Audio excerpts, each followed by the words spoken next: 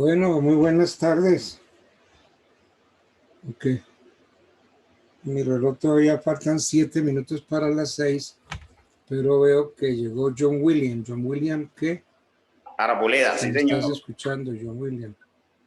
Sí, señor, Arboleda. Un momentico. Un momentico.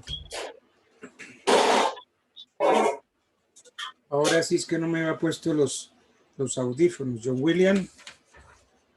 Arboleda. Arboleda. John William Arboleda. Buenas tardes, John William, ¿cómo estás? ¿Cómo te va?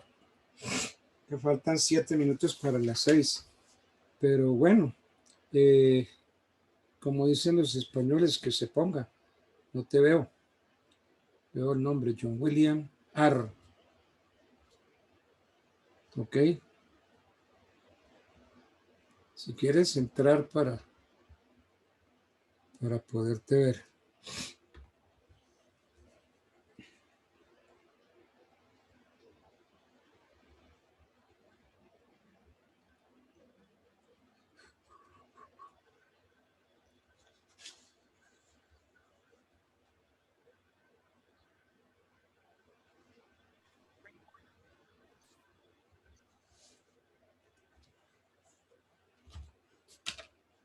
Buenas tardes, profe. Es que se me fue la señal. Eso fue lo que le pasó. Sí, John William Arboleda. Sí. John William, ¿cómo estás? ¿Cómo te va? Bien, señor. ¿Estás ya en la casa? Digamos que estoy por fuera del apartamento. Me conecté desde el teléfono mientras llego. Entonces la clase la vas a recibir por fuera. Sí, mientras voy llegando a la casa porque está súper pesado. Esto está horrible. Está horrible sobre la Caracas con 72, o sobre la 13, la séptima, no hay Transmilenio, no hay nada. Y lloviendo, me imagino, porque aquí en mi estudio Y va a lloviendo. llover todo el tiempo. Sí, por la zona de Chapinero fue una tormenta. Horrible. Horrible. Horrible, un día muy feo, una tarde horrorosa. Bueno, y es que pues hay que esperar que la gente como que llegue a las casas, pero el transporte también Sí, no hay transporte, profe, el transporte está imposible. Yo llegué hasta, digamos, hasta la 45 hasta la 39 para poder coger un bus, algo así, caminando así toca para poder buscar transporte porque está imposible. No, hoy sí va a ser muy difícil. Y hoy sí, pues, entiendo a los alumnos, va a ser muy difícil esta clase de hoy, sumamente difícil por el Sí. transporte. Y es que creo que hoy desbarataron más buses, ¿cierto? Sí, señor, y la Caracas están todos los buses de Transmilenio sobre la Caracas estacionados, los que alcanzaron a llegar hasta ese punto y desde ahí, digamos, desde la 63 Sí, hacia la 39, 30 y pico por la universidad, los buses están en fila por ahí parqueados. parqueados, claro, Sí, es que es movilizar nadie. terrible. Es que, no, yo no entiendo esto, hombre. Sobre las Oye, Américas, como que va la marcha sobre las Américas con 53, también sobre una vía está taponada porque van hacia, no sé si van hacia el Parque Nacional o hacia la Plaza de Bolívar, pero van en manada. Los es que que vienen del... el portal de las Américas ha sido como el sitio como preferido, ¿no? Sí, ese Todos sí los fue. días hay voleo allá en el portal. Pobre gente que vive ahí cerca, hombre. Tenaz, tenaz. Veo que ya llegó Nicolás Alberto. ¿Nicolás Alberto qué? Veo aquí en la foto de Andrea Durán Rueda. Ardila Molano, profesor. Nicolás Alberto Ardila. María Estela Mariño. Bien. Andrea Durán Rueda. Hola, Andreita. profe, buenas noches. Ay, te quiero ver la cara. La foto es preciosa. Ya colocó la cámara, profe. Pero te Espéreme, quiero peino. ver en persona. Que sí está grabando. Sí. Que sí está grabando. Entonces, la foto es bonita, pero quiero ver a la autora de la foto, a la representante legal de la foto, Andrea Durán Rueda. Sí, profe, en un momento ya me conecto por el computador y ya coloco la cámara. Ah, bueno. Bien. Nicolás Alberto, ¿qué? Ardila Molano. Nicolás Alberto Ardila, entonces también para verte. Laura García, que ayer sí la vi. Buenas noches, doctor. Me acuerdo muy bien. En fin, ya vamos 6 participantes. Bueno, ya algo es algo. ¿Y cómo les pudo, es decir, llegaron a las casas de ustedes para recibir la clase? ¿Sí pudieron por el transporte y por el agua? No han podido. No, profe, no hemos Bien, podido. todo. Aquí vamos. Tenaz, terrible.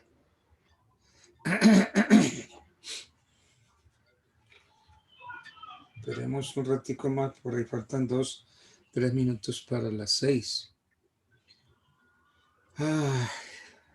Doctor, muy buenas tardes. Oh, doctor Benavides, ¿cómo está usted? Muy bien, doctor, gracias a Dios. Bueno, me alegra mucho, me alegra muchísimo.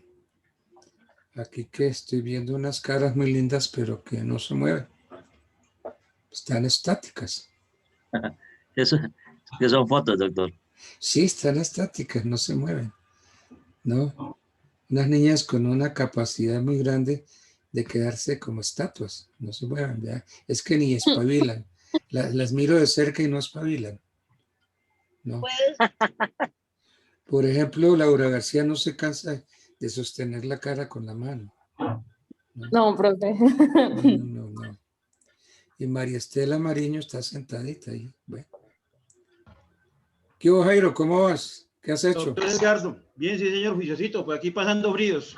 Horrible, ¿no? Frío, agua. Sí, Qué noche tan horrible. sí. Pero Menos horrible. mal es viernes y nos manda a descansar temprano. Ah, sí, es que hay que irnos temprano porque esto está muy feo hoy. Sí, señor. Y a las 8 tienen clase o tienen examen o tienen que, porque el profesor es importante también que sea condescendiente. Rematando exposiciones también, doctor. Estamos a doble mano. Ah, caray. Sí, señor. Bueno, entonces somos como 10 participantes. Bien. Pues yo les digo a los 10 y los 10 corren traslado a los compañeros.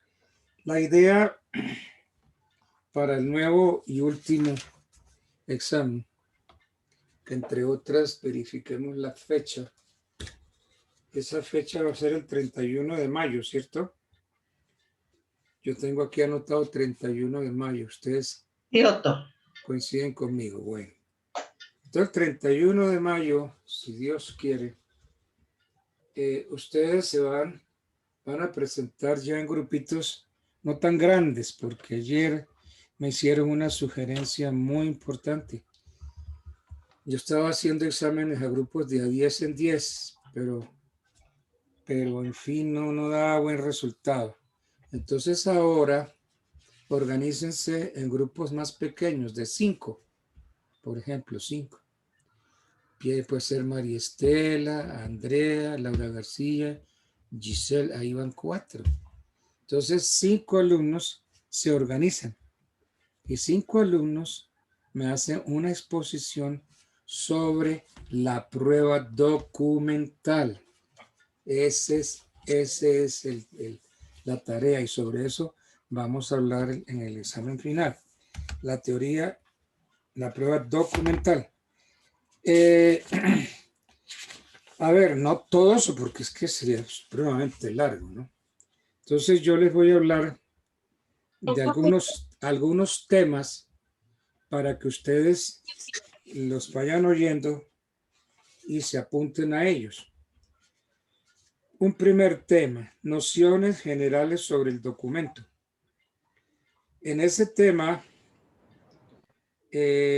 ustedes tienen que investigar concepciones sobre el medio documental, definiciones doctrinales, noción legal de documento, nociología del documento, elementos del documento. Ahora, sistemas sobre el documento, el sistema de la literalidad, sistema técnico y el actual sistema colombiano. Ese es un posible trabajo, nociones generales sobre el documento. Yo les voy dando temas para que ustedes se metan y lo investiguen, el que les guste a ustedes. Bueno, les voy a dar otro tema. Clasificación de los documentos. Entonces, en este tema se habla de clasificaciones legales y clasificaciones doctrinales. Dentro de las clasificaciones legales están por su origen, por su forma, por la certeza sobre la autoría, por el contenido, por la función, por su naturaleza. Entonces, clasificación de los documentos. Y en el primer ítem, clasificaciones legales, están por su origen, por su forma, por la certeza sobre la autoría, por el contenido, por la función, por su naturaleza.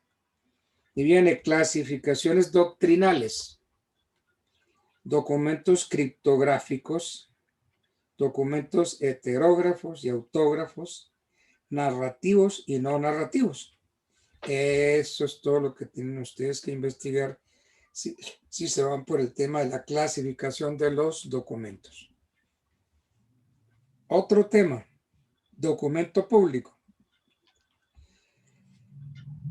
Aquí, ¿aló? Documento público. Aquí hay 3 puntos para investigar. Presupuesto del documento público. Lo importante, pues, ahí definir qué es documento público. El autor es un funcionario público.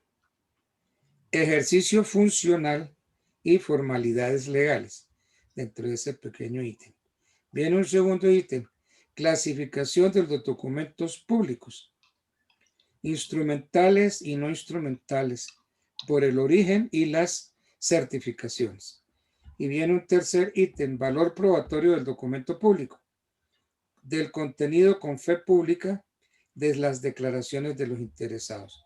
Entonces, el tema que les di, documento público, tiene esos presupuestos. Presupuesto del documento público, clasificación de los documentos públicos, valor probatorio del documento público. Y se acabó el temita que les sugerí, documento público. Otro tema que ustedes pueden investigar, la escritura pública. Entonces, la escritura pública, definición de escritura pública, el carácter público de la escritura, proceso de perfeccionamiento de la escritura pública y la protocolización de la escritura pública. Viene un segundo puntico para analizar, función sustancial y probatoria de la escritura pública. Entonces tienen que investigar ahí, rol de la escritura pública, actos o contratos que requieren de escritura pública. Y ahí se acaba el tema de la escritura pública. Si ven, ya llevamos, les he dado como 5 temas, nociones generales sobre el documento, clasificación de los documentos, documento público, y ahora vamos por la escritura pública. Bien. Otro tema que pueden meterse ustedes a investigar, documento privado. Entonces viene allí unas precisiones. ¿Cuál es el documento privado? Instrumento público defectuoso. Viene un temita, subtema, especies de documentos privados. Y tercero, alcance y eficacia probatorio de los documentos probatorios. Ahí ustedes tienen que investigar el valor probatorio entre las partes, el valor probatorio frente a terceros, el valor probatorio de los documentos privados emanados de terceros. Y ahí se acabó el tema del documento privado. Bueno, otro temita. Documentos auténticos. ¿Qué es ¿Quieren el la... tinto? Dígame. Para irlo a comprar. Otro tema que les doy para Ay, que ya está ustedes comprado, investiguen. porque compró ahí.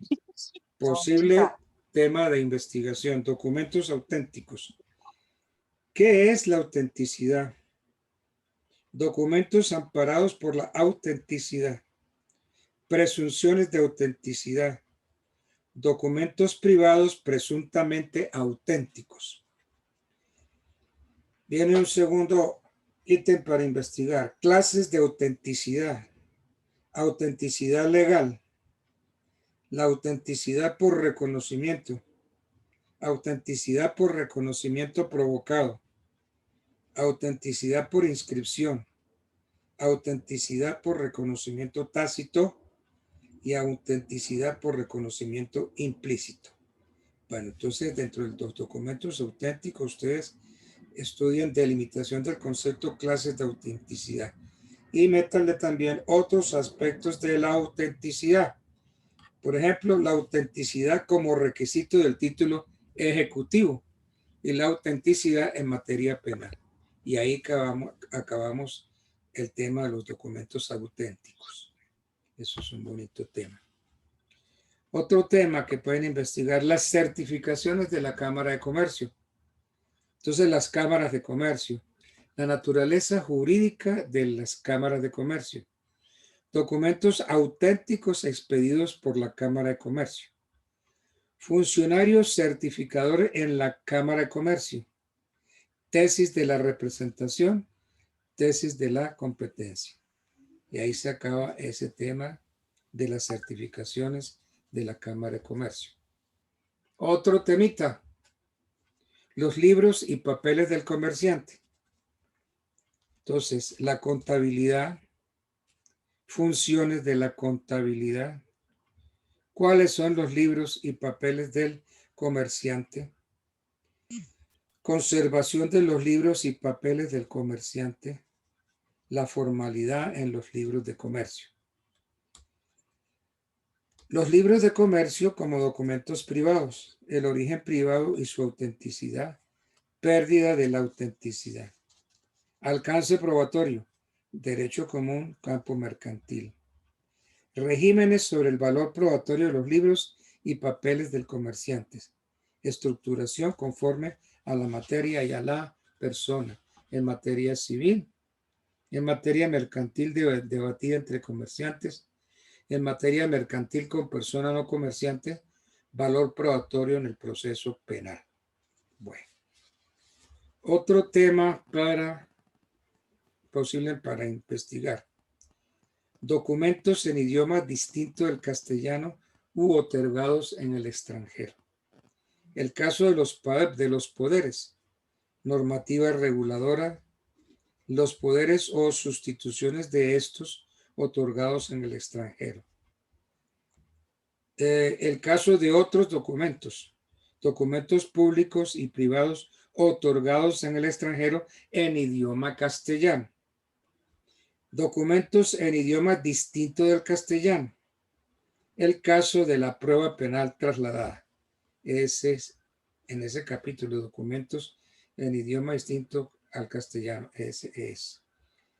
Bueno, otro tema que pueden ustedes estudiar. Documentos incoados. Entonces, empezamos. Definición de documento incoado. La firma del documento.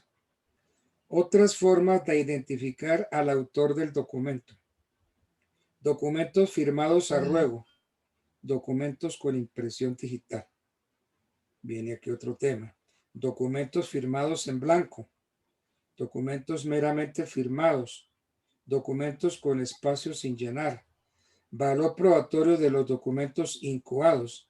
Documento anónimo y la fecha de los documentos. Y ahí se acabó el tema llamado documentos incoados. Otro tema que ustedes pueden investigar, los documentos defectuosos. Entonces metámonos ahí en el concepto legal. Documentos rotos y alterados. Las escrituras interlineadas o enmendadas. Caso de los títulos valores. Alcance probatorio de los documentos defectuosos y regla de apreciación. Ahí se acaba el tema propuesto de documentos defectuosos.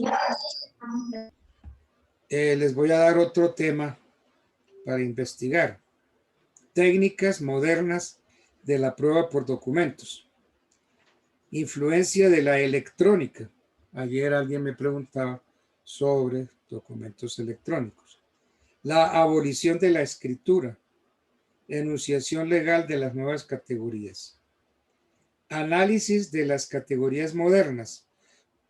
Las grabaciones, las películas o videos, las fotografías, las fotocopias, las microfilmaciones, los documentos informáticos. Los riesgos de las modernas categorías documentales. La eventualidad de la manipulación y el error y la ilegitimidad de la prueba. Entonces ahí se acaba el tema propuesto, técnicas modernas de la apreciación modernas de la prueba por documentos, técnicas modernas de la prueba por documentos. Bueno, otro tema para investigar.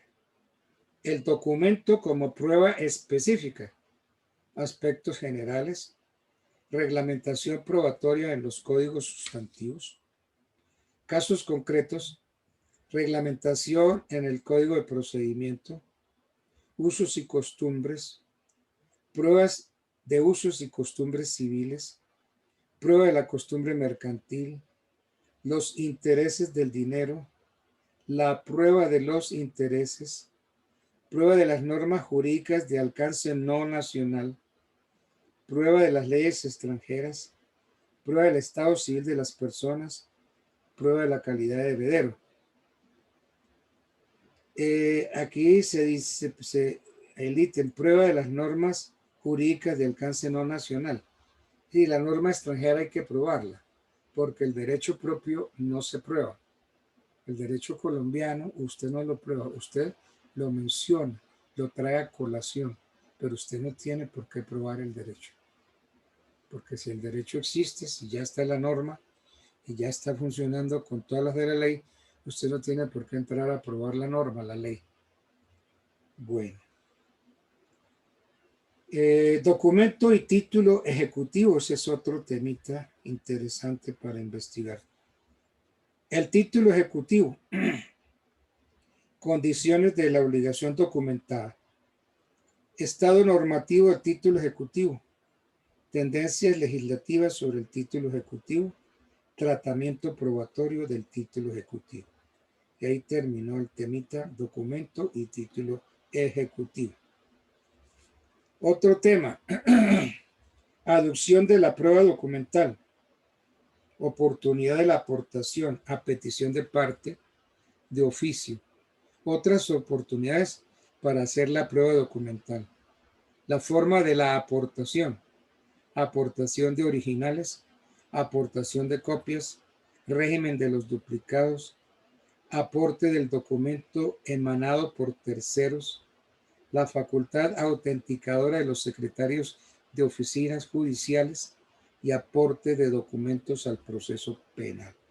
Ahí se acabó el tema de la aducción de la prueba documental.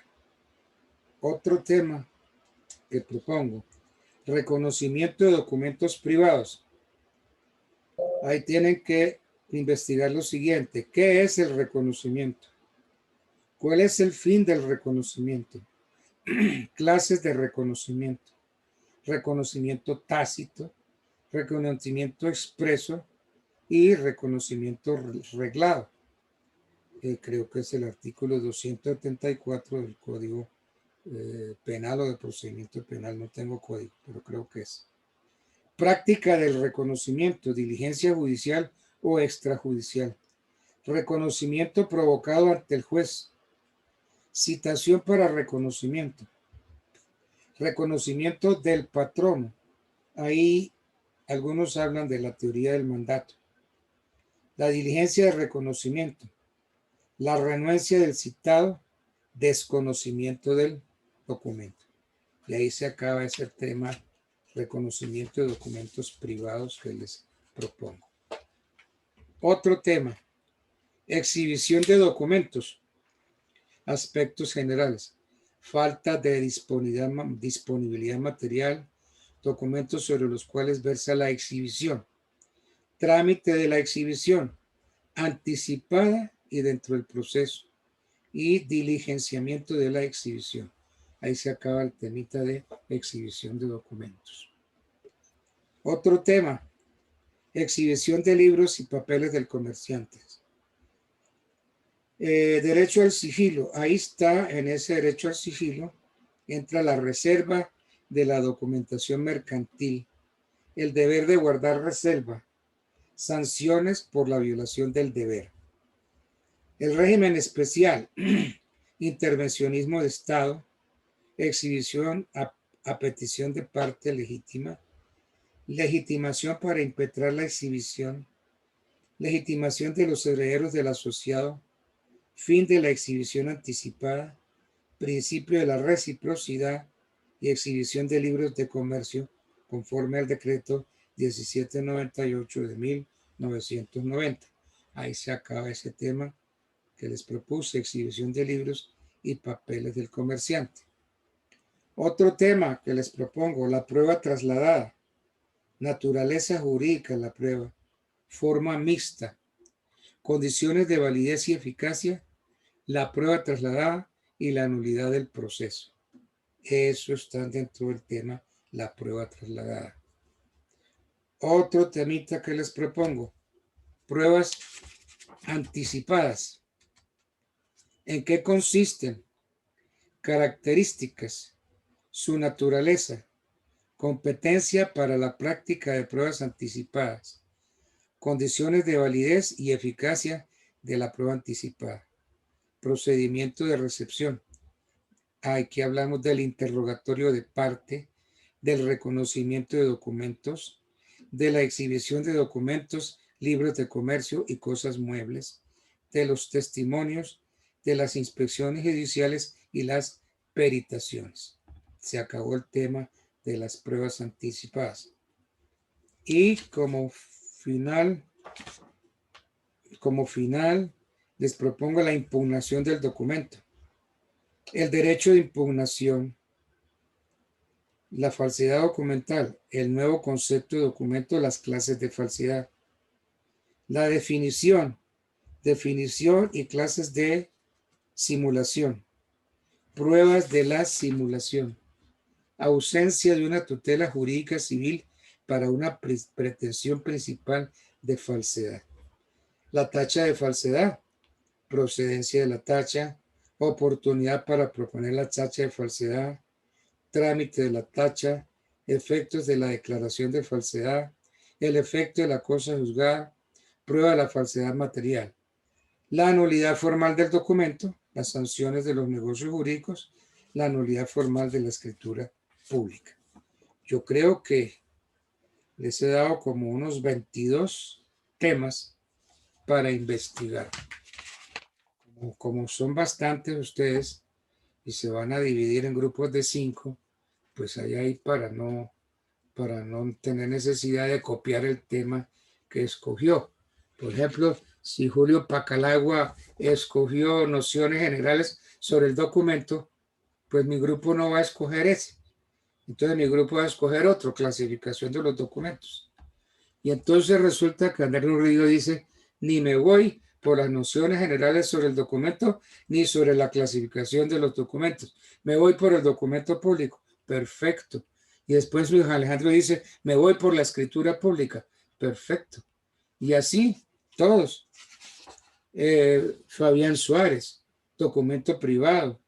Didier, documentos auténticos. Brian Molano, las certificaciones de la Cámara de Comercio. ¿Qué tal Laura García y Giselle? Los libros y papeles del comerciante. Y así. Entonces, porque es que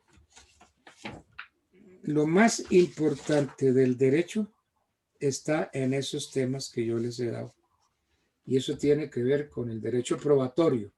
Pero en general, yo lo enfoco hacia la prueba documental, la teoría general de la prueba documental. Cuando yo estudiaba derecho, pues yo no le paraba muchas bolas a esto de las pruebas. Hasta que un día un eminente profesor del externado, un señorazo, un jurista, Antonio Rocha Alvira, me dijo, venga, yo le veo a usted un defecto grande. Usted me conoce bien el derecho general, conoce el derecho procesal, pero usted está crudo en la prueba. Usted está crudo en el derecho probatorio. Y sí, señor. Y resulta que para llenar mi vacío,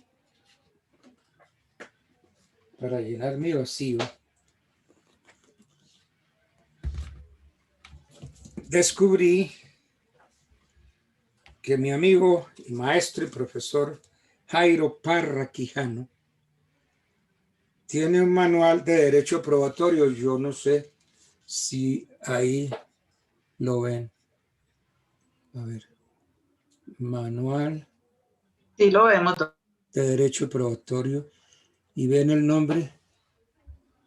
A ver, Jairo Parra. Jairo Parra Quijano. Iron Parra. Esto es una belleza del libro.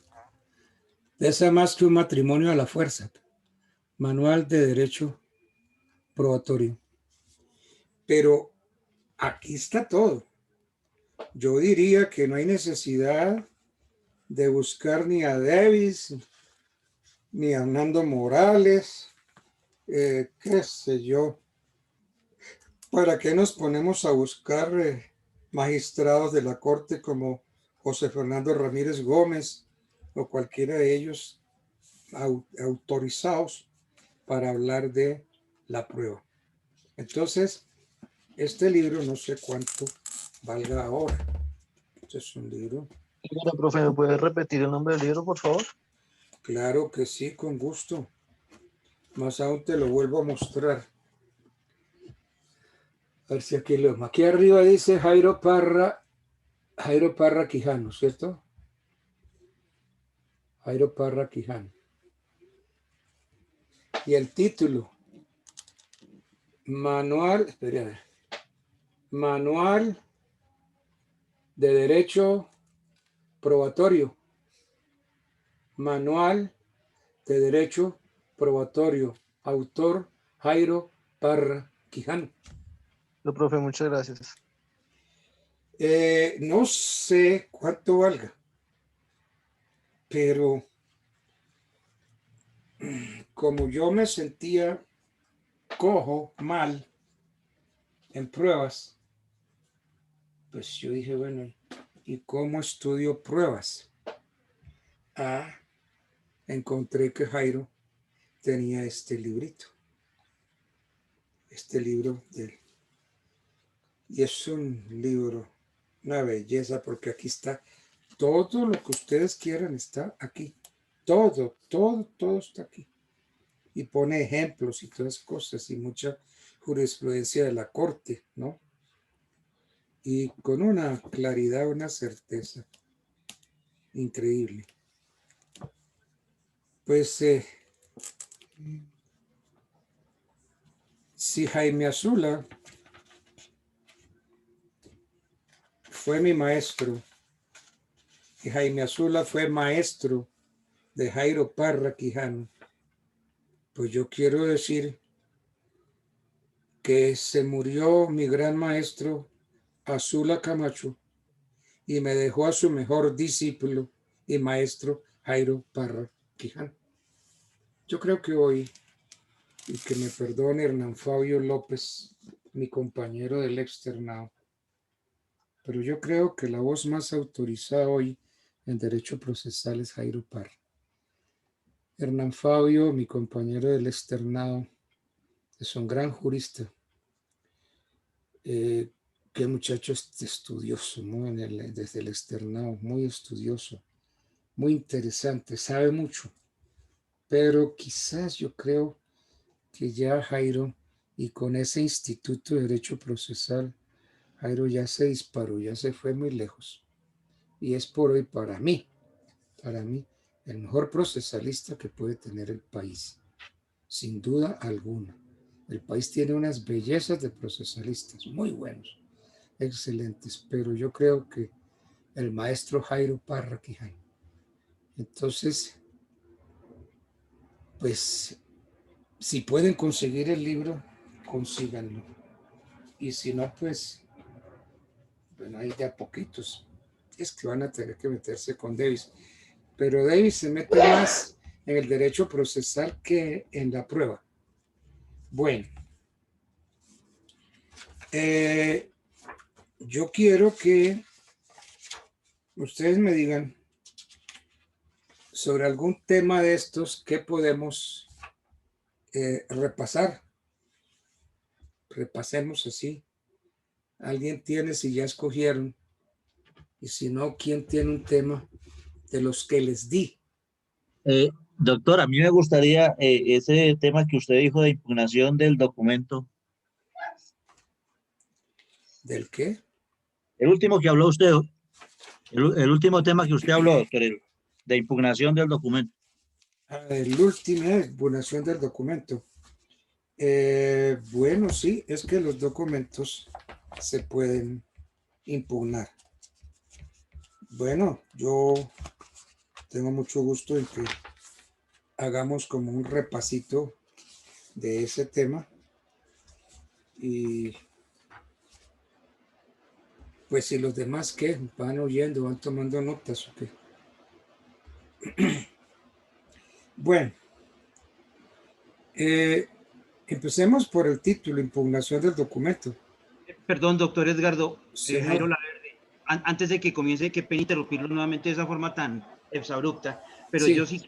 yo sí quiero de pronto darle claridad al ejercicio que vamos a hacer el 31. Sí, sí. Entonces, es claro que son grupos de 5 personas. Es correcto, eso es cierto. Nosotros somos 83, 85 personas, hacen falta como 3 por registrar materias, pero ahorita yo tengo 83 en la cabeza y en mis listados. Yo tengo 85. Ok, entonces en ese orden de ideas, si somos 83 personas, yo creo que, y si ese ejercicio es únicamente de ese día, el 31 de mayo, o es únicamente, va a copar toda la semana. Porque somos muchísimas personas. Es una buena pregunta, Jairo. Ya no puedo sacarlos tan fácil como cuando ustedes presentaban en grupos de a 10, ¿no? Porque es que si sale un grupo solo salen 10, pero aquí es que salen 5. Entonces, pues yo no tengo ningún problema, Jairo. Incluso esa sugerencia me pareció muy atinada de que por qué no pasaba grupos de a 5. Y pues me pareció importante grupos de a 5. Sí, es mejor grupos de 5, doctor. Doctor, entonces, sí, señor. Entonces, en ese orden de ideas, doctor, yo le permito sugerir pues, para que el ejercicio no vaya a ser, o sea, no lo vamos a poder atender el 31 todos, absolutamente todos. Eso va a ser No, eso es cierto. Eso es imposible. Cierto. Entonces, yo le sugiero, doctor, que a cada grupo de 5 le dedique 15, 20 minutos, ¿sí? Pues tampoco para que no se nos vaya a extender tanto la sesión diaria. Y lo otro es mirar la posibilidad, y aquí sí le hago una invitación a los compañeros, como son 22 temas y más o menos alrededor somos unos 18 grupos, ¿sí?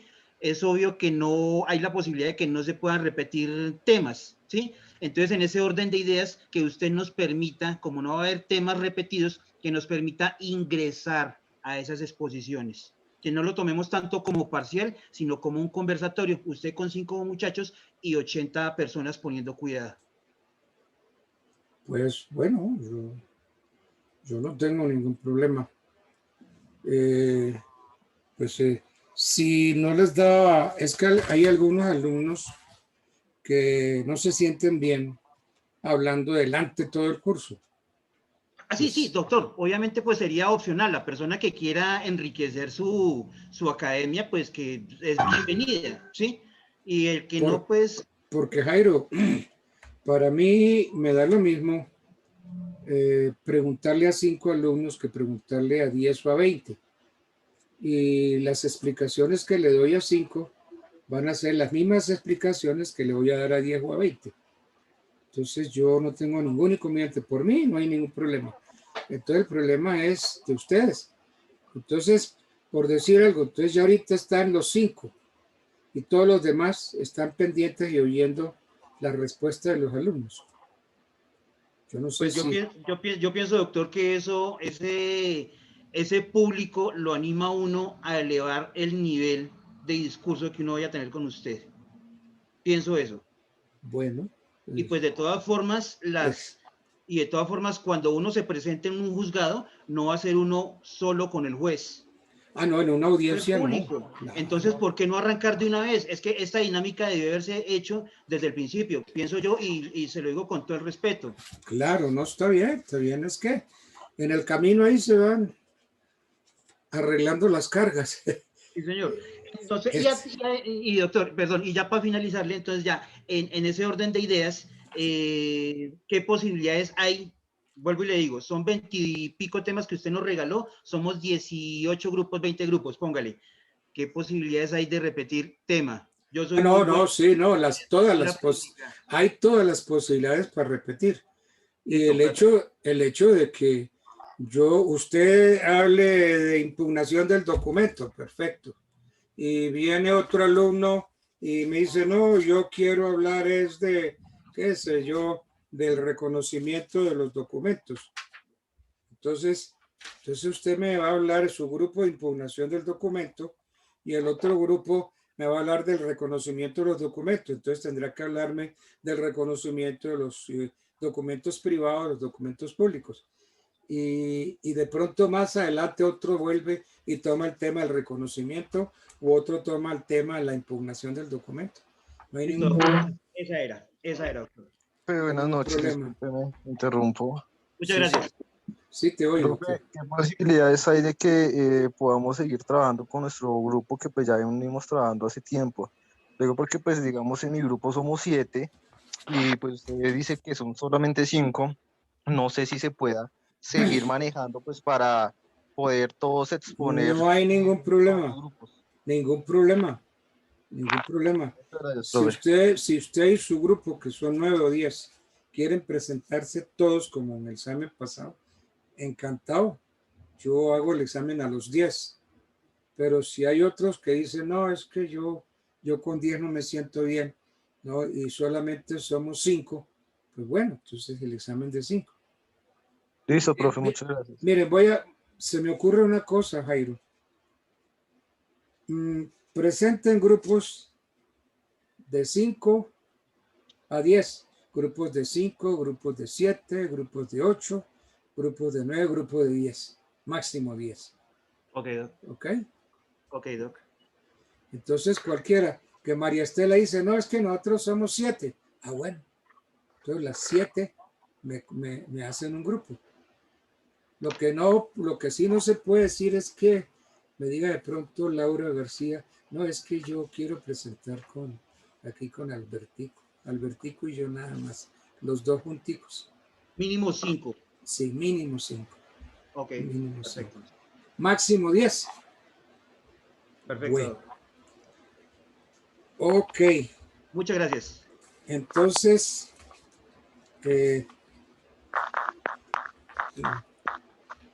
ya se me olvidó cuál fue el tema, la impugnación del documento, ¿cuál fue? Impugnación de documento, doctor. Sí. Sí, señor. Bueno. ¿Aló? Bueno. Al hablar de impugnación, hablamos de un derecho, del derecho de impugnación. Entonces, ¿Qué es el derecho a impugnación? Vamos a entenderlo. Yo diría que el derecho a impugnación es ese derecho subjetivo que nos asiste a las personas para pedir el otorgamiento de la tutela legal contra actos jurídicos cumplidos y que se cumplieron con desviación de las directrices legales. Ese derecho a impugnación constituye un género que trasciende el campo del derecho procesal para penetrar en el ámbito del derecho sustantivo, donde también se nota la presencia de mecanismos de impugnación y de reprochabilidad.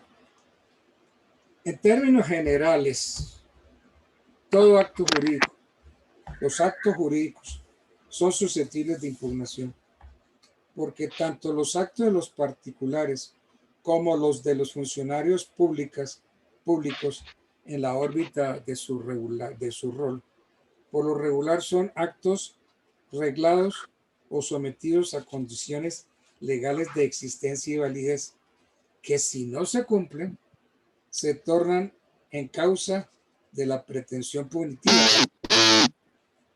de la pertinente impugnación. El derecho sustantivo ofrece múltiples tutelas de impugnación de los actos jurídicos, por ejemplo, la nulidad absoluta, la nulidad relativa, la pretensión de rescisión por lesión enorme, la pretensión de simulación, la pretensión revocatoria de un contrato como ejercicio de la denominada acción pauliana, la pretensión de inexistencia. Son muchas formas que uno tiene para impugnar los contratos o los actos jurídicos. El derecho procesal también tiene medios. ¿Cuáles son esos medios para impugnar? Los recursos judiciales, las peticiones de nulidad procesal, las objeciones a los dictámenes periciales. Son ejemplos de tantas posibilidades que tiene uno. La tacha de falsedad, por ejemplo, y el cotejo de firmas son muestras de impugnación procesal de los documentos. Por lo demás, los documentos también pueden impugnarse a través del planteamiento de pretensiones de nulidad formal. Aún puede uno presentar casos de inexistencia.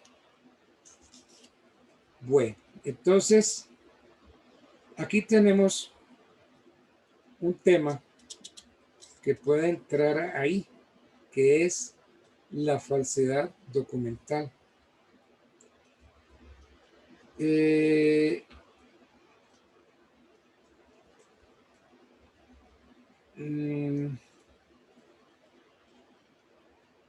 Las legislaciones penales colombianas, tanto la sustantiva como la procesal, dejaron de lado la concepción estructural del documento para dar paso a la concepción funcional, aceptando así como documento no solo los escritos, sino también las expresiones de personas conocidas o conocibles por cualquier medio mecánico, fotografías, cintas cinematográficas, radiografía, fonoópticas, archivos electromagnéticos y registro técnico impreso.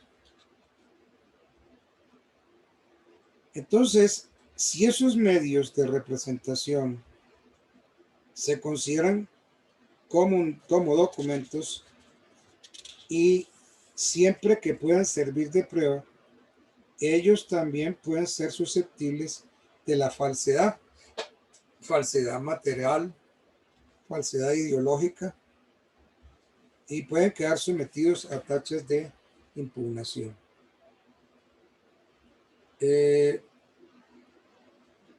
Entre nosotros hubo un gran penalista, el doctor Luis Enrique Romero Soto.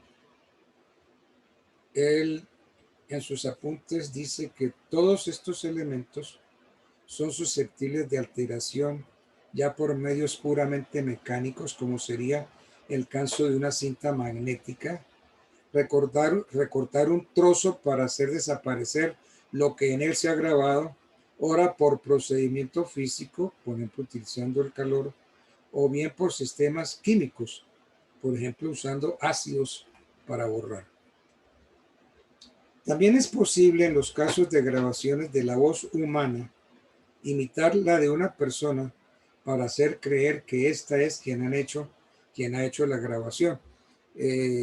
Muchas veces ve uno en televisión imitadores famosos. Entonces imitan a uno, imitan al otro y uno jura que es la persona. Por ahí hay un imitador que habla igualito al doctor Uribe. Uno cierra los ojos y uno dice es el doctor Álvaro Uribe hablando. Y así. Entonces, en la voz humana es posible imitar la voz de otra persona. Y por ejemplo, puede esa persona manifestar su voluntad comprometiéndose, adquiriendo una obligación específica. Entonces, esto permite hacer una afirmación que todos los medios de grabación de la palabra humana, diferentes a la escritura, es posible la falsedad material, como se presenta en los documentos escritos. Es decir, puede hacerse esa falsificación, ya sea suprimiendo, añadiendo o cambiando las expresiones de una persona recogidas por aparatos mecánicos o bien aparentándose que ha hecho determinadas declaraciones no siendo esto cierto. Esto es lo que comúnmente llamamos y oímos montaje. Todos hablamos de montaje. El montaje se presenta tanto en la voz como en las imágenes. Entonces, es posible la falsedad material propia por alteración o impropia como creación total. Es posible también la falsedad ideológica en todos aquellos casos en que se reconoce la existencia de esa forma falsaria en los documentos escritos. Por ejemplo, cuando el autor está en la obligación de decir la verdad y no lo hace, siempre que tal actuación sea intencional y se trate de un elemento destinado a servir de prueba o que llegue a ser utilizado como tal. Incluso la noción de documento pues ha cambiado mucho, ¿no?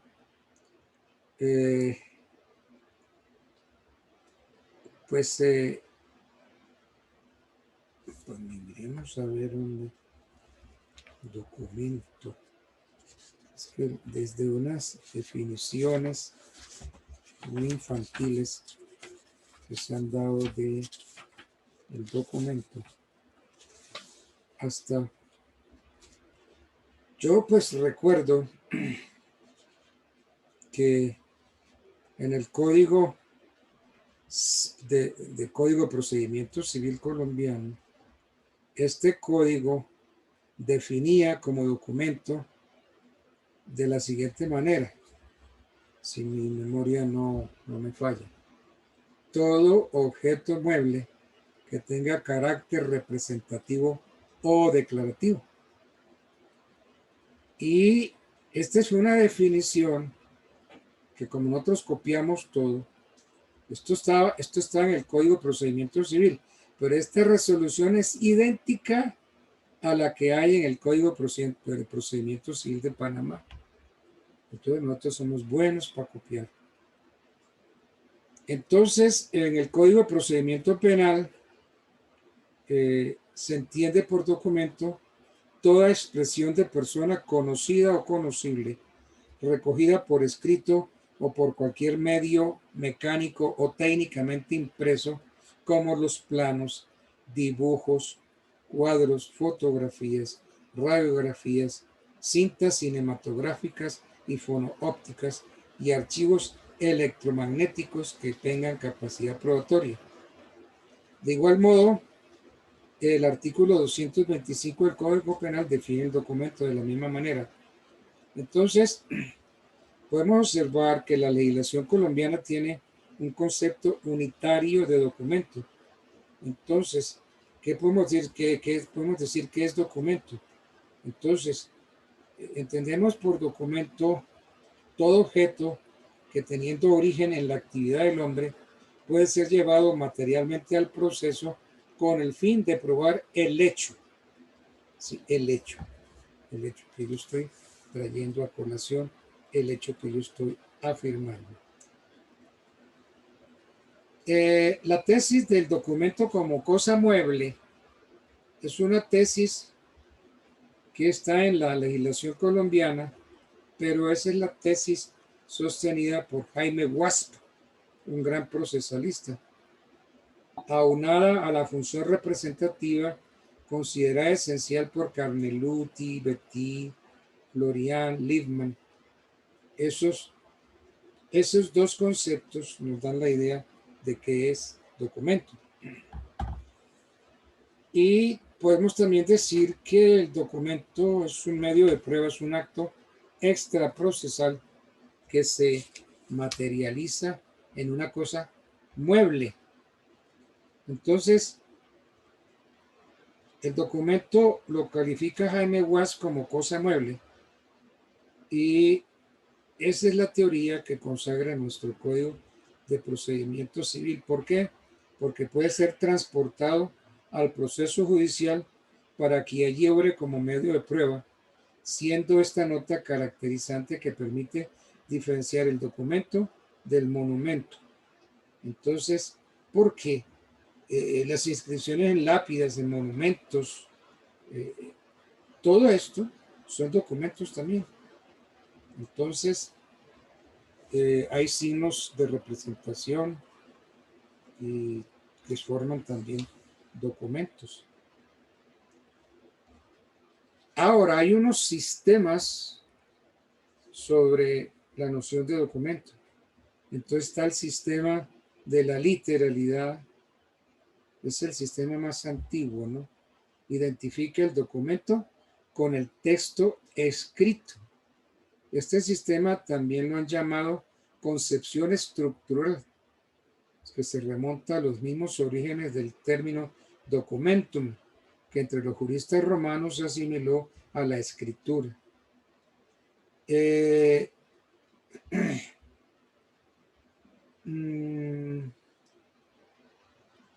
acuerdo con el derecho probatorio, documento es tanto la expresión del pensamiento que se materialice por signos escritos como la voz o como la literalidad. Hay otros sistemas, el sistema técnico, y hay muchos, pero la pregunta es, ¿y el sistema colombiano cuál tiene? Entonces, nuestro legislador, tanto en el Código de Procedimiento Civil como el Código Penal, como el Código de Procedimiento Penal, consagró la denominada concepción funcional, enunciando como documentos no solo los escritos, sino también los impresos, planos, dibujos, cuadros, fotografías, cintas cinematográficas, discos, grabaciones magnetofónicas, radiografías, talones, contraseñas, cupones, sellos, fonoópticas, archivos electromagnéticos, registro técnico impreso y en fin toda expresión recogida por cualquier medio o mecánico o como lo dice el Código de Procedimiento Civil, en general todo objeto mueble que tenga carácter representativo o declarativo. Entonces, documento es un mueble, todo objeto mueble que tenga carácter representativo o declarativo. Y se habla también de otros documentos, los casetes, los videocasetes, los videotapes, todo esto nuevo, esos son también documentos. Bueno.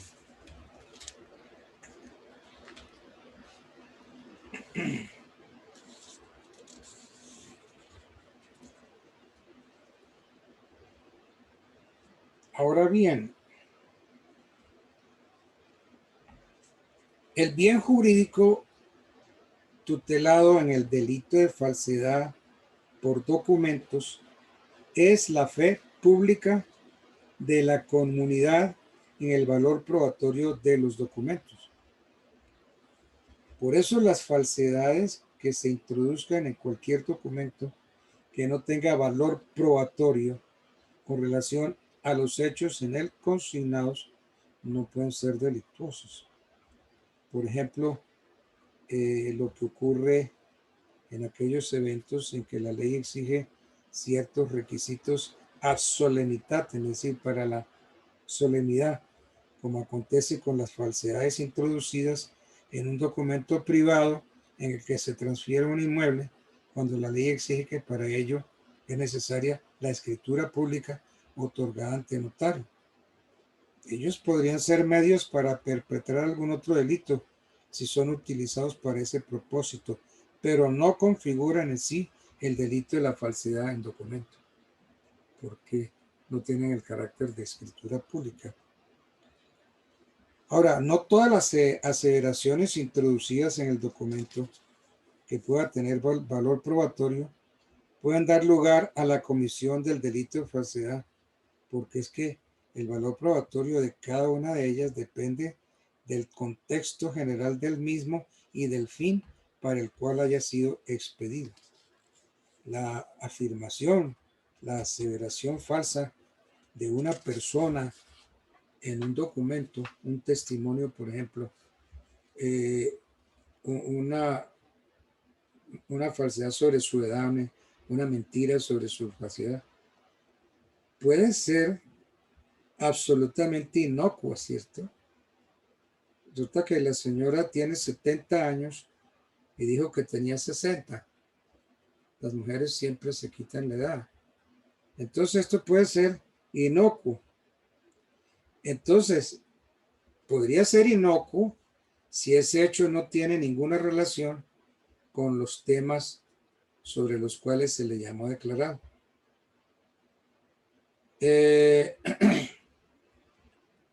Por ejemplo, algo que sucede, ¿cuál es el domicilio suyo? Entonces, hay un domicilio legal, pero es que hay también un domicilio contractual. Entonces, el lugar en donde se suscribe el contrato puede constituir el domicilio contractual para los distintos efectos jurídicos del mismo. Pero si las partes señalan dentro del contrato la ciudad que debe tenerse como domicilio, carece de efectos jurídicos el sitio en donde él se suscriba, en donde se firme o en donde se afirme haberse suscrito. El domicilio contractual se puede definir así: para todos los efectos legales del caso, el domicilio es la ciudad de Bogotá, la ciudad de Tunja, departamento de Boyacá, República de Colombia. Por consiguiente, la declaración de que el contrato fue suscrito en la ciudad de Tunja no produce ningún efecto jurídico y por tanto no tiene eficacia probatoria, por lo que su falsedad no puede configurar conducta delictuosa. Entonces, si se hizo en Bogotá, pero el domicilio contractual es Tunja, pues el domicilio contractual es Tunja y no Bogotá. En fin.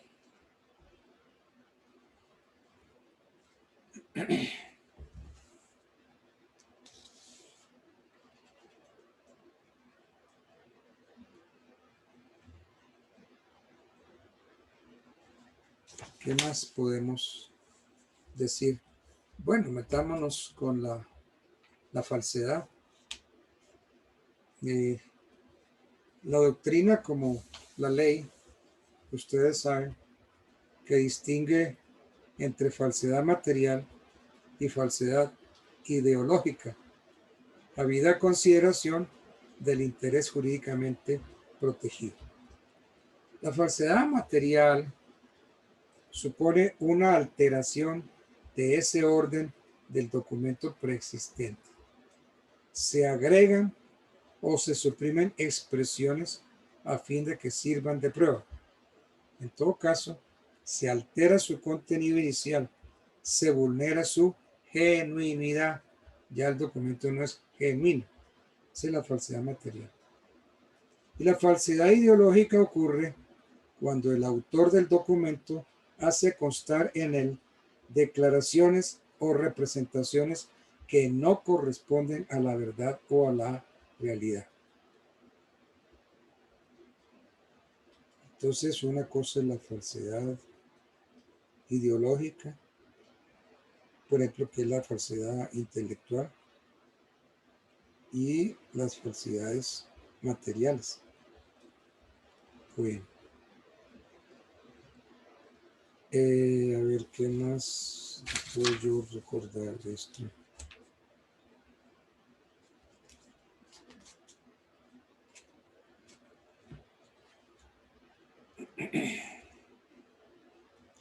A ver, los tipos penales que uno encuentra en el Código Penal referente a la llamada falsedad material tienen validez tanto frente a los documentos públicos como a los documentos privados, siempre que uno y otro o unos y otros puedan servir de prueba.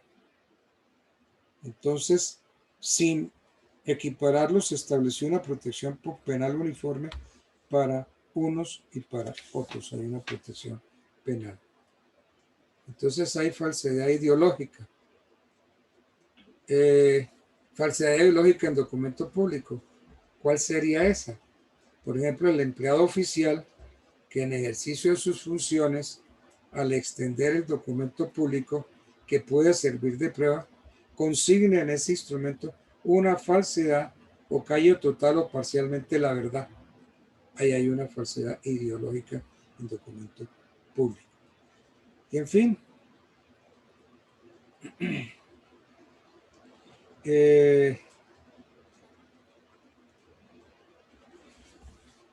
por ahí hay unos apuntes de un autor italiano, Malatesta, creo que se llama Fray Marino de Malatesta, si mal no estoy. Fray Marino de Malatesta.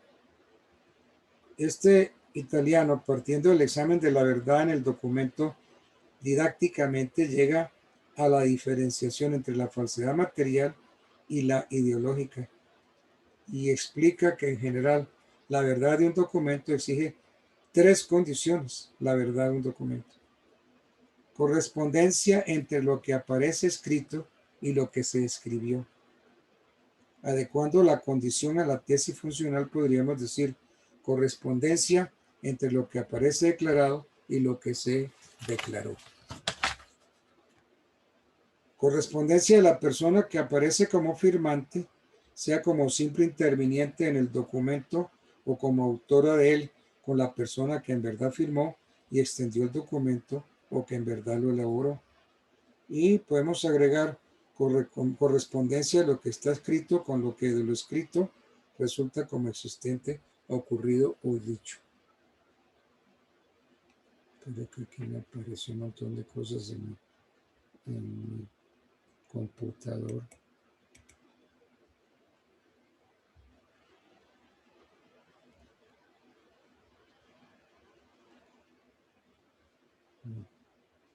Pero vas a ver, pero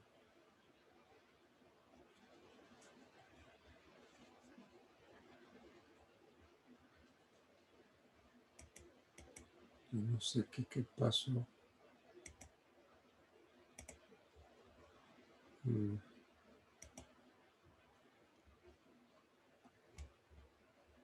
¿Qué pasó con mi computador?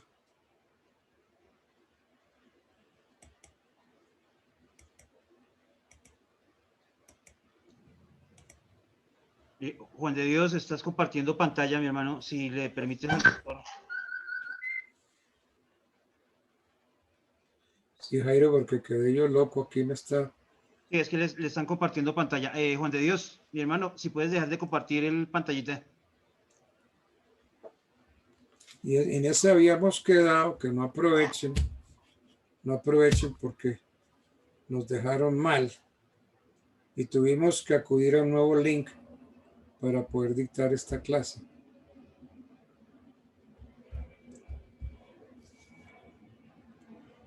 ¿Quién está metiéndose en él? Ah, gracias. Muchas gracias. Gracias, Jairo. Bueno, señor. Bueno, entonces, Malatesta pues hace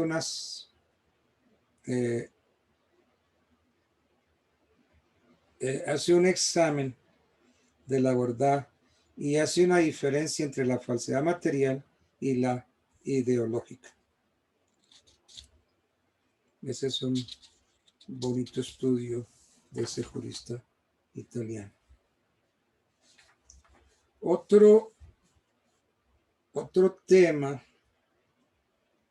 que entra dentro de la falsedad es el de la simulación. La simulación es una mutación o una alteración de la verdad sustancial. Es un vicio del acto jurídico y no del documento.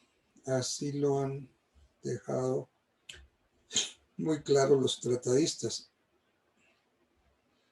Per se, la simulación no es una conducta lesiva de la fe pública, sino que eventualmente puede dar paso a un delito de tránsito, conforme a la terminología alemana, donde ya son otros los intereses jurídicamente tutelados: la estafa, el fraude procesal, la calumnia.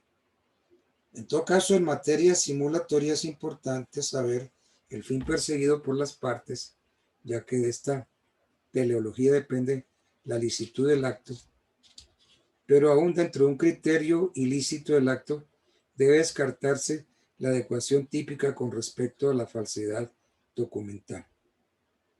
Entonces, la falsedad consiste en el testimonio mentido del oficial público llamado a recibir el acto cuando afirma que ocurrieron en su presencia actos que no son verdaderos, pues existe una alteración de lo ocurrido, de aquel suceso histórico que el notario está llamado a constatar fielmente.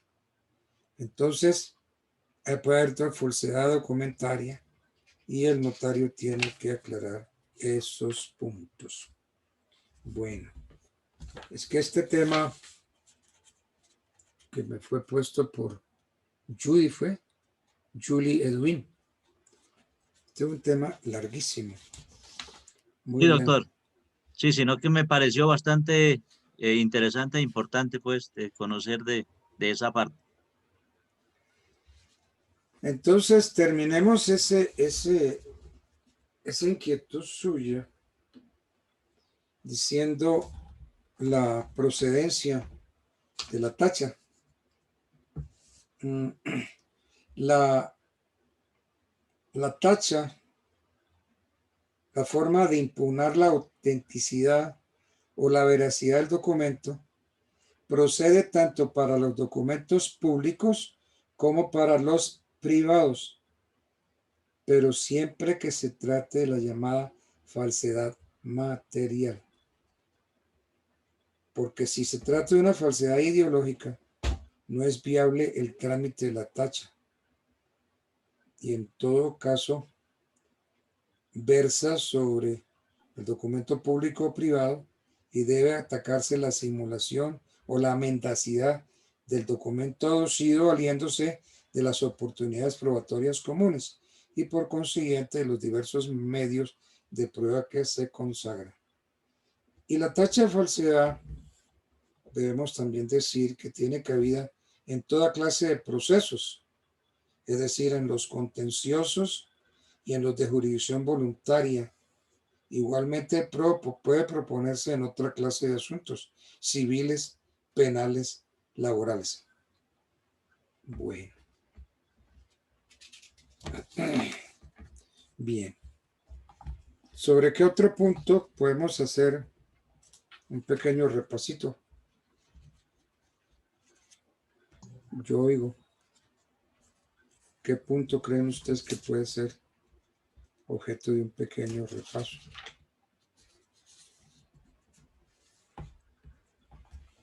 yo hablaba de algo que me sucedió en un proceso que llevé ante la jurisdicción eclesiástica.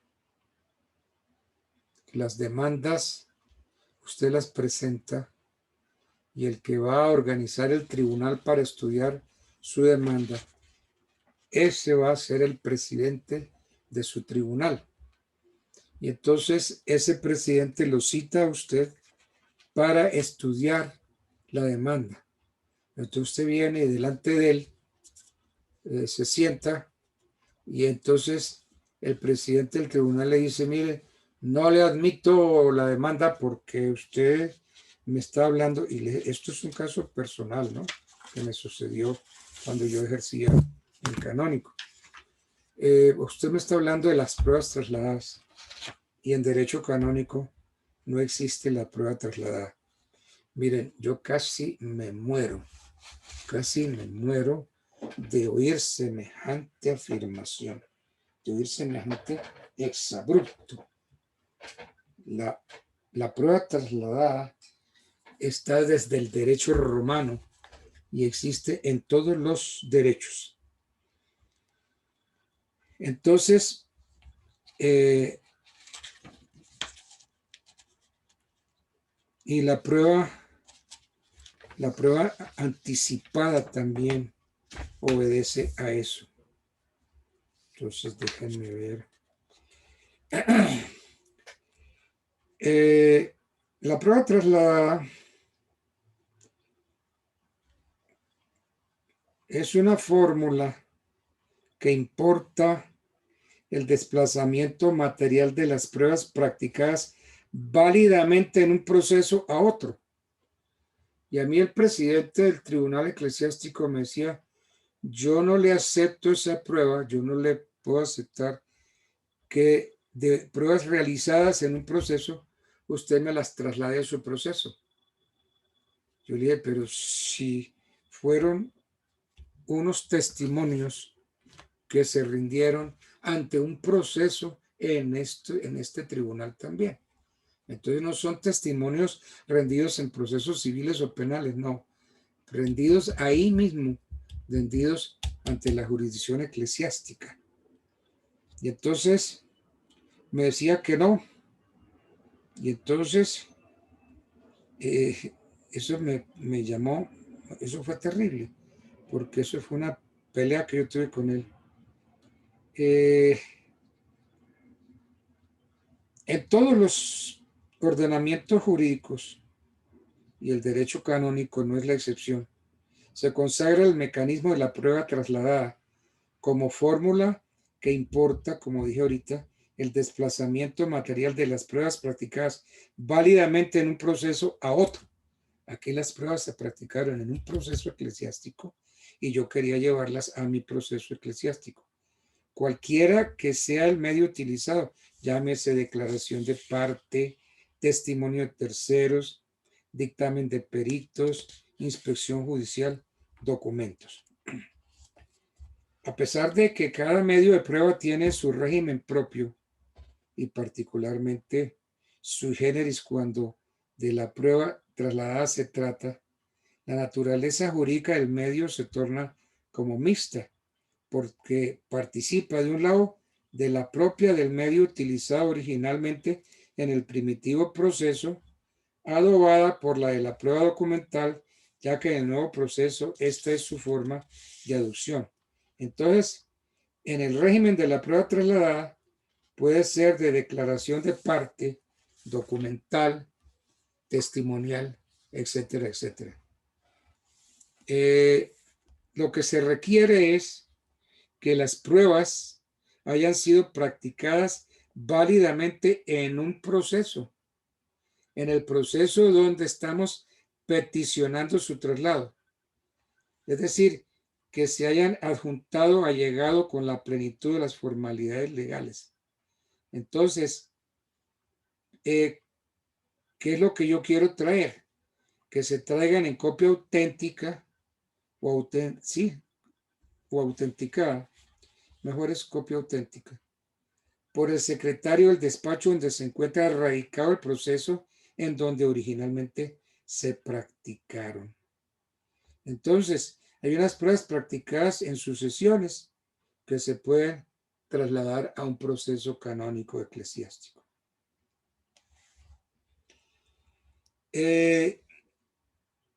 Apreciación de ese medio probatorio, que es lo que no tenía este presidente del Tribunal Eclesiástico.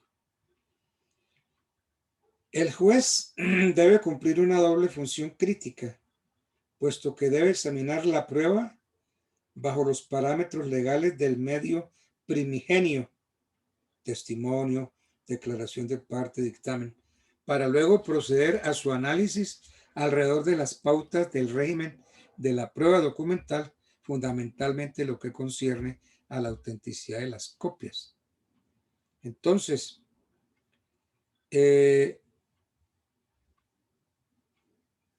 la apreciación de la prueba trasladada pende de que en el proceso primitivo se hubieran practicado a petición de la parte contra quien se aduce o con audiencia de ellas, y que se hayan realizado con todas las de la ley, que se haya dado lugar a la réplica de la prueba, y entonces se tiene o una prueba sumaria o una prueba total, ¿no? Entonces estos documentos que se trasladan, pues hay que aceptar que tienen el valor de prueba sumaria, ¿no? Y entonces deben ser ratificados o reconocidos, pero si yo estoy llevando testimonio de unas personas que ya murieron, ya no puedo ratificarlos o reconocerlos. Entonces esas pruebas se tienen que aceptar tal y como están. ¿Por qué? Porque se hicieron con todas las de la ley.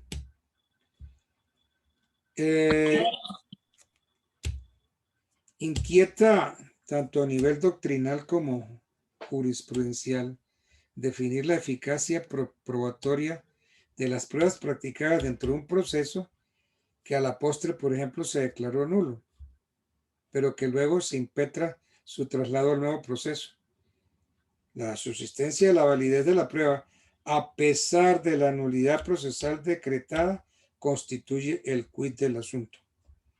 Entonces, si el proceso fue declarado nulo, y entonces yo pido traslado de unas pruebas de ese proceso a otro, entonces,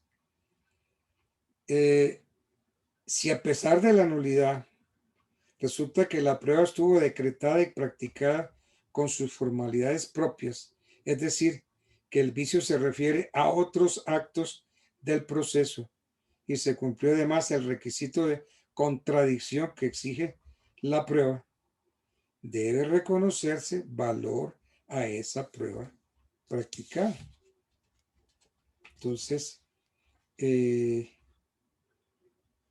hay una sentencia del magistrado Alberto Ospina Botero, sentencia de 9 de abril de 1980, como les digo, con ponencia del magistrado Alberto Ospina Botero. Allí tuvo oportunidad de ocuparse del tema, acogiendo en todo la tesis del miembro de la comisión redactora del código, que dijo que era preciso distinguir si la nulidad toca con el proceso mismo o solo tiene que ver con la sustentación y validez de la prueba en sí. Entonces, puede que el proceso lo hayan declarado nulo, pero esas declaraciones, esos testimonios del proceso declarado nulo no son nulas. Entonces, si la nulidad no afecta la prueba que se había practicado, basta pedirle al juez que conoce el proceso que tenga en cuenta las pruebas que ya militan en el expediente. Y entonces, en caso de un nuevo proceso, solicitar su traslado en copia auténtica. Es que esto de no, señor juez, no podemos aceptar eso porque es que el proceso fue declarado nulo. el proceso sí, pero ¿y todas las diligencias y todas las pruebas practicadas son nulas?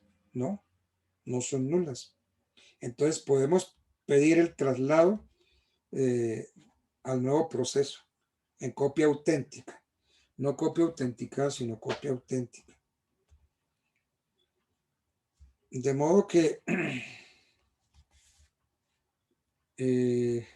esto es el concepto, lo que se tiene hoy sobre ese tipo de problemas con la prueba trasladada y el proceso nulo. Bueno, hay otro temita, las llamadas pruebas anticipadas. ¿En qué consisten? Vamos a ubicar el tema, pruebas anticipadas. Pues, ¿qué diría yo? Que la prueba anticipada es aquella cuya práctica ocurre por fuera del proceso, como diligencias previas al proceso. Es la que se hace con el fin de allegarlas posteriormente al proceso donde yo pretendo hacerlas valer. Las pruebas anticipadas se caracterizan por ser necesariamente judiciales y dispositivas. Lo primero porque, no obstante que su práctica se realiza por fuera del proceso, la diligencia donde esto se lleva a efecto está bajo la dirección de un juez y por lo tanto es de regambre judicial, porque podemos verlo más adelante. Este es un segundo requisito de validez y eficacia de las pruebas. Lo segundo emerge del hecho de que la impulsión debe provenir de la persona interesada, o sea que con respecto a ellas no es dable la oficiosidad. Entonces no puede el juez, ¿no? Yo puedo perfectamente crear mis pruebas anticipadas para meterlas en un proceso.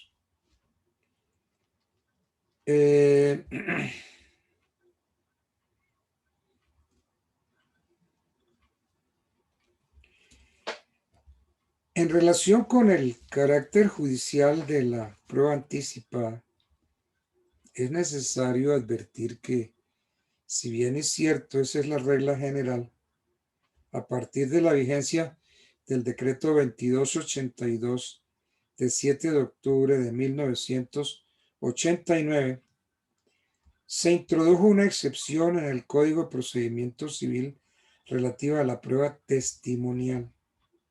Hoy día es posible que esta prueba anticipada se practique ante notarios y alcaldes, conforme lo consagra el artículo 299 del Código de Procedimiento Civil.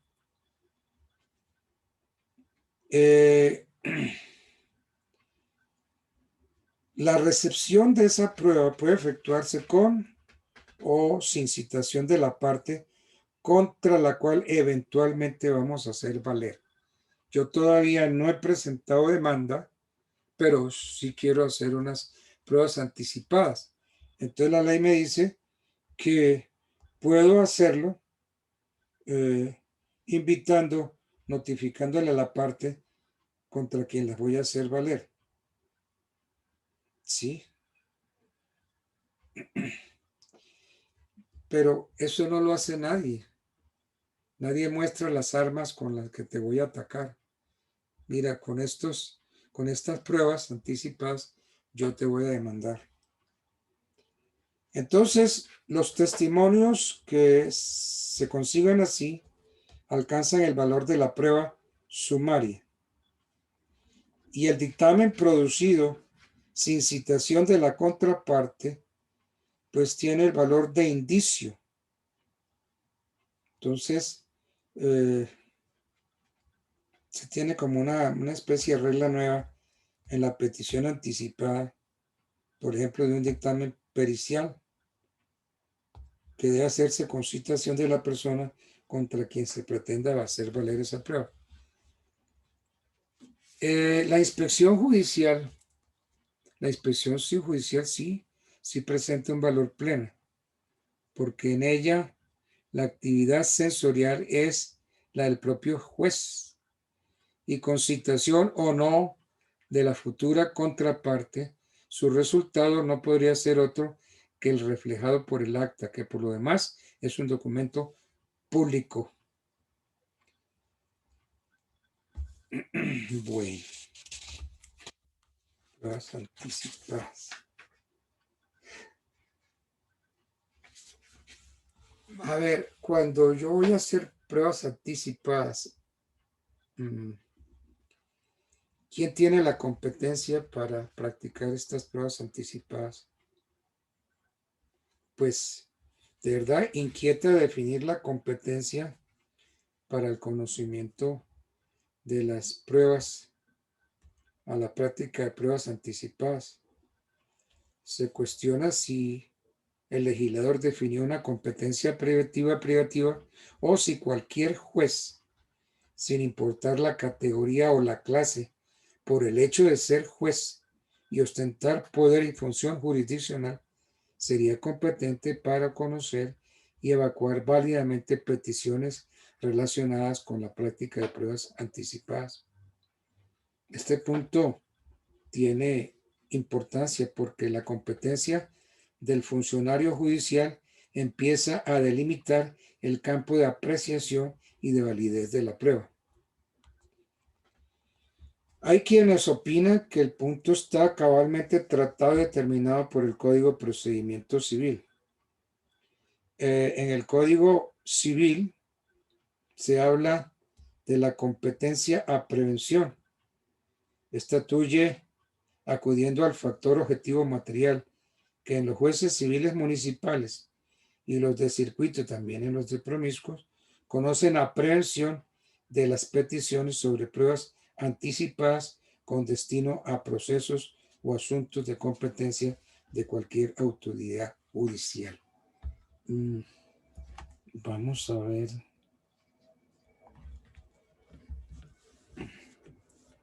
Vamos a ver si es el artículo 15 del Código Civil. A ver si ese es el código.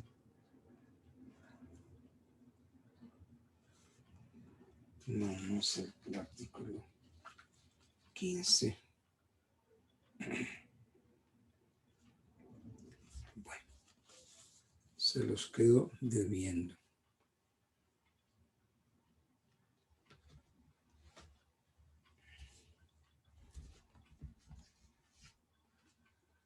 Entonces, pruebas anticipadas, a mi juicio, pues son los jueces civiles municipales y los del circuito. También los jueces promiscuos conocen la prevención de las peticiones sobre pruebas anticipadas con destino a procesos o asuntos de competencia de cualquier autoridad judicial. Entonces,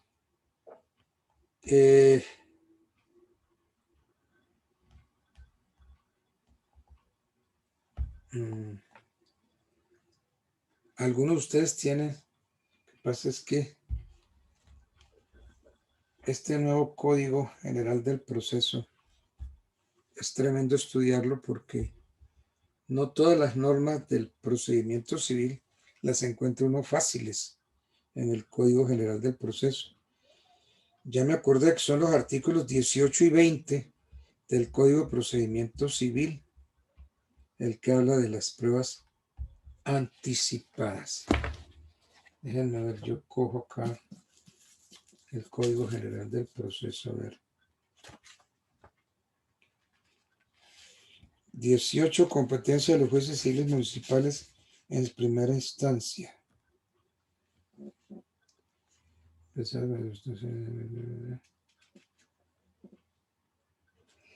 Dice el numeral séptimo del artículo 18 del Código General de Proceso. A prevención con los jueces civiles del circuito de las peticiones sobre pruebas extraprocesales sin consideración a la calidad de las personas interesadas ni a la autoridad donde se hayan de aducir. Perfecto. Entonces yo puedo, con base en el artículo 18, numeral séptimo del Código General del Proceso, practicar pruebas extraprocesales. Pruebas extraprocesales, como pruebas anticipadas. Y entonces la competencia es aprehensión. Dice aprehensión con los jueces civiles del circuito de las peticiones sobre pruebas, porque es que el 18 habla de la competencia de los jueces civiles municipales en primera instancia. Y el numeral séptimo de ese artículo 18 dice aprehensión con los jueces civiles del circuito de las peticiones sobre pruebas extraprocesales. Entonces los jueces civiles municipales, aprehensión con los jueces civiles del circuito de las peticiones sobre pruebas extraprocesales sin consideración a la calidad de las personas interesadas ni a la autoridad donde se vayan a aducir, donde se hayan de aducir. Bien. Bueno.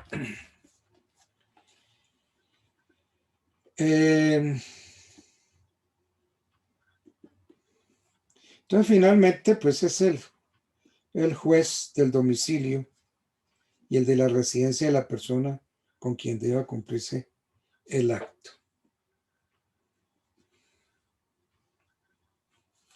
Estas pruebas anticipadas, su recepción debe ocurrir ante un juez de la República, o sea, que tienen un carácter de pruebas judiciales. Pruebas judiciales. Y no ante cualquier juez, sino ante uno con competencia para tal función. Y como vimos, no son otros que los civiles municipales, de acuerdo con lo previsto en el ordinal primero del artículo 18 del Código General del Proceso. Bueno.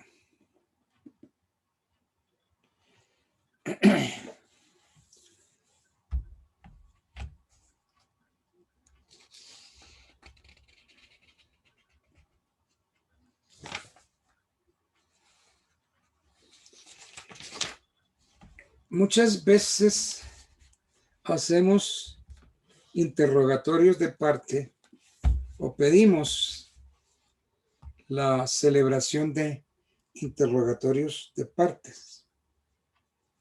Entonces,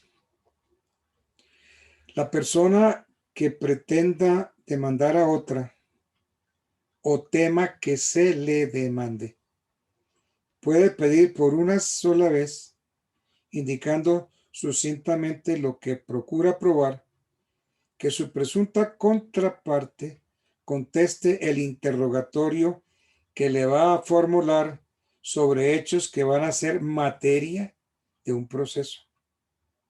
O si ya están en tu proceso, entonces se le dice interrogatorio de parte sobre hechos que van a ser materia de este proceso.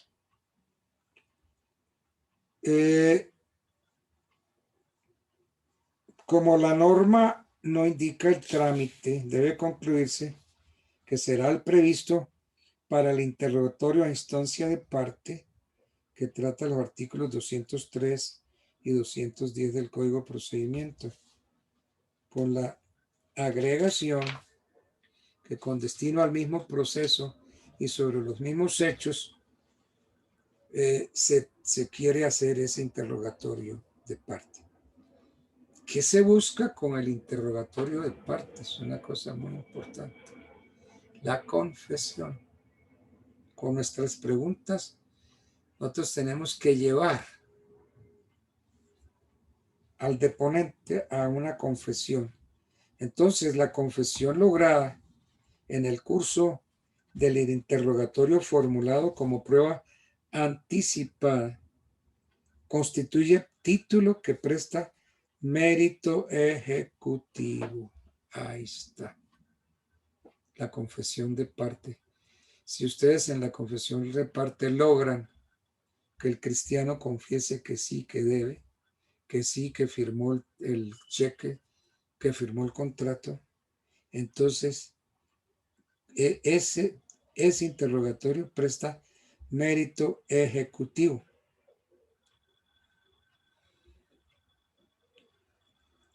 Bueno, bueno, ¿y qué pasa si el cristiano no va al interrogatorio de parte?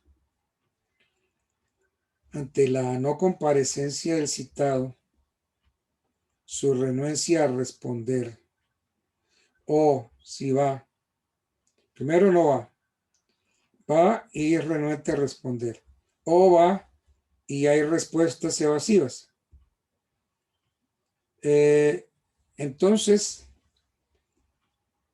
el 210 del Código de Procedimiento Civil nos dice que que es posible presumir como ciertos los hechos susceptibles de prueba de confesión, sobre los que versan las preguntas asertivas admisibles contenidas en el interrogatorio escrito.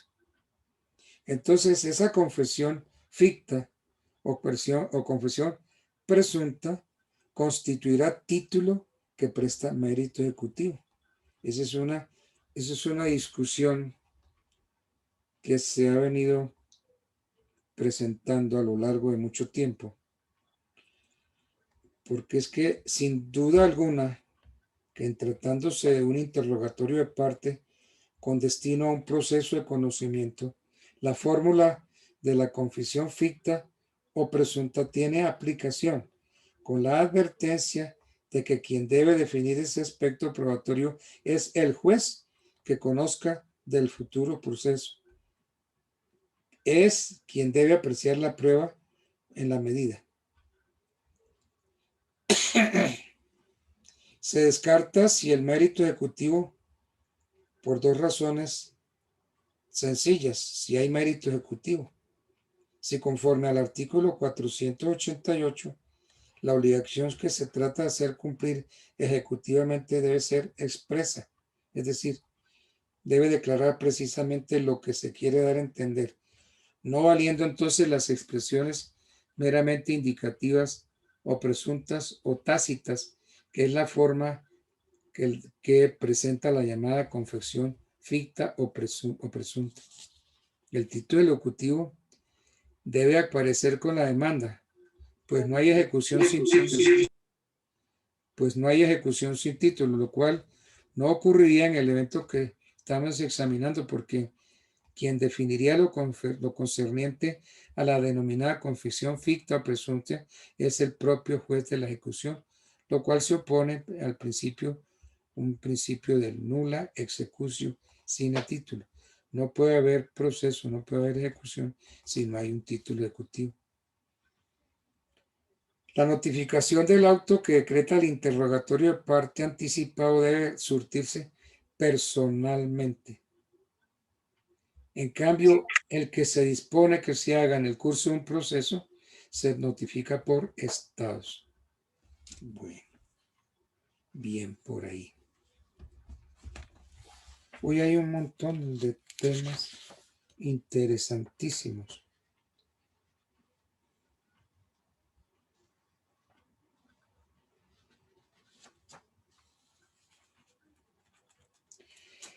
En cuanto a los testimonios como pruebas anticipadas,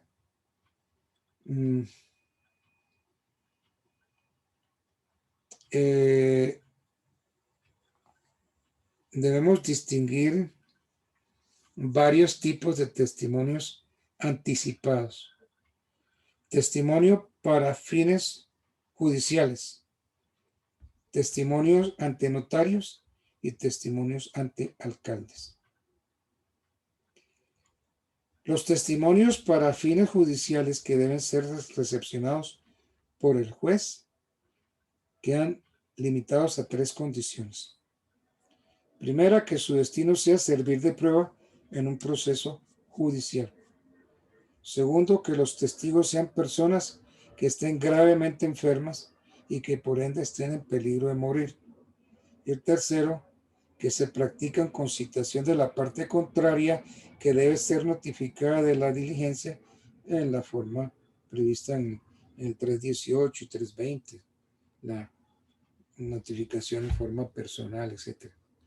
La petición de recepción de estos testimonios debe formularse ante el juez civil municipal o del circuito o los promiscuos de uno y otro del lugar de residencia del testigo o de los testigos.